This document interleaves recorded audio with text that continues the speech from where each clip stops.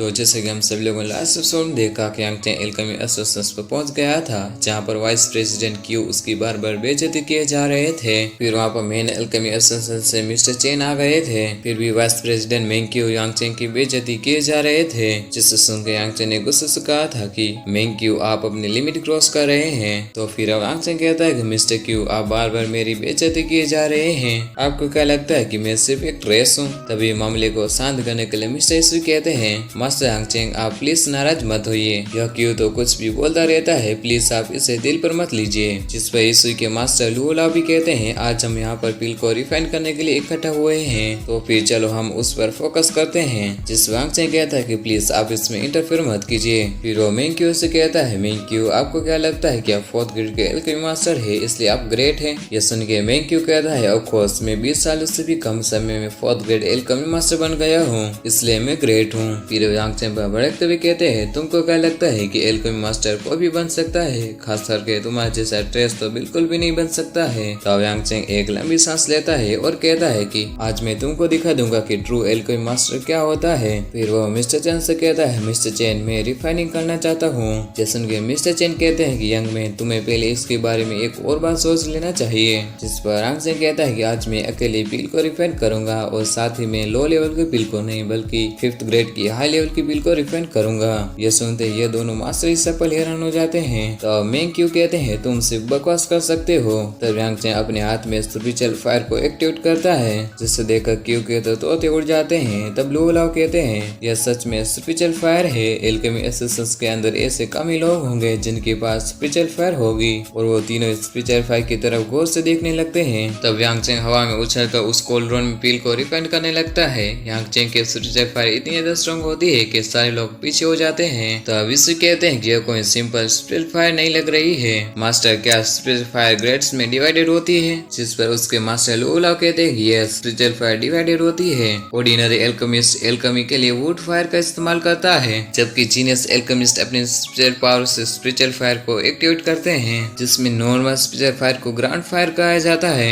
यह एक बहुत ही पावरफुल फ्लेम होती है जो पूरे वर्ल्ड को तबाह कर सकती है, लेकिन उस फायर से रिफाइन की गई पेल इतनी अच्छी नहीं होती है। और आखिर में आती है मोस्ट पावरफुल स्पिरिचुअल फायर, जिसे स्काई फायर या हेवनली फायर भी कहा जाता है, लेकिन यह फायर पूरे वर्ल्ड में भी कम लोगों के पास होगी। तब यांग चेंग कहता है, लुओलाओ क्या आपने डांसी पिल या वर्ल्ड ऑफ पिल के बारे में सुना है? यह सुनते ही लुओलाओ काफी ज्यादा हैरान हो जाते हैं। तब यांग चेंग कहता है कि ऐसा कहा जाता है कि वर्ल्ड ऑफ पिल के एरिया में 77 या 49 टाइप की फ्लेम्स होती है, जिसे पानी नहीं बुझा सकती है, हवा उसे रोक नहीं सकती है। यह फायर रिवर्स, माउंटेन्स और आसमान को भी जला सकती है, और तो और यह पूरे समुद्र को भी पका सकती है। जिस सुन के वह दोनों खुश होते हुए कहते हैं, आपके कहने का मतलब है? जिस यांग चेंग कहता है, इसे ठीक से देखना। फिर वो हेवनली फायर को एक्टिवेट करता है, जिससे वहाँ जाइंट एनर्जी ड्रैगन अपीयर होता है, जिसे देखकर तो सभी के सभी हैरान हो जाते हैं, यहाँ तक कि मिस्टर चेन भी। जिस पर वो साने कहते हैं कि मैंने इसे कई टाइम से नहीं देखा है। तो अभिषेक कहते हैं, मास्टर ये हेवनली फायर क्या है, मुझे इसके बारे में डिटेल में बताइए। जिस पर लुओलाओ कहते हैं कि ऐसा कहा जाता है कि इस वर्ल्ड में कुछ ऐसे स्पेशल टेक्निक है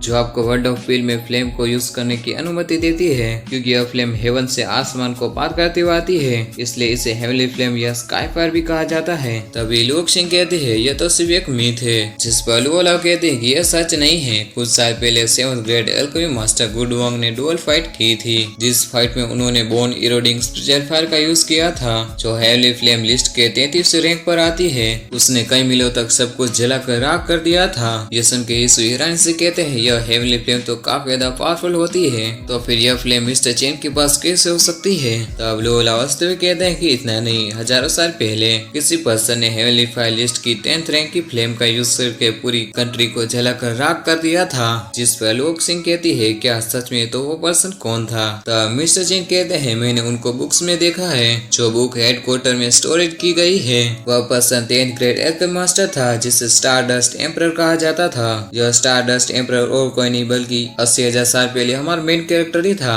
तब लुओक सिंह कहते हैं कि लेकिन एल्केमी में तो 9th ग्रेड की पिल सबसे हाई होती है। फिर लुओलाओ कहते हैं कि स्टारडस्ट एम्परर ने एक पिल बनाई थी, जिसकी खुशबू 30,000 मील तक फैल गई और पूरे 3 साल तक चली। फिर वो यीशु से कहते हैं, मास्टर यांग चेंग के एल्केमी को ध्यान से देखना और याद रखना। जिस पर यीशु यस कहते हैं। तभी पिल पूरी तरह से रिफाइन हो जाती है। तब यांग चेंग पिल को लेकर नीचे आ जाता है, जिसे देखते क्यू जल्दी से यांग चेंग के सामने झुककर कहते हैं, मास्टर यांग चेन प्लीज आप मुझे माफ कर दीजिएगा, मैं गलत था। तो अब यांग चेन उसके कंधे पर हाथ रखते हुए कहता है, अगर तुमको पता है कि तुम्हारी गलती है तो फिर तुम्हें उसे सुधारना चाहिए और लाइफ में आगे बढ़ना चाहिए। जो सुन के मैंग कहता है कि मैं पहले एल्केमी पर फुल फोकस करता था, लेकिन आजकल मैं सिर्फ पैसों के पीछे ही दौड़ता हूँ। आपका लेसन सुनने के बाद मेरी अकल ठिकाने पर आ गई है, अब मैं सिर्फ एल्केमी पर ही फोकस करूंगा। तो यांग चेन कहता है, अब तुम खड़े हो जाओ। जिस वक्त और मास्टर यांग चेन कहता है, यांग चेन लुहुलाओ को बिल देते हुए कहता है, मिस्टर लुहुलाओ यह पी लीजिए और इसका यूज करके ब्रांच को प्रमोट कीजिए।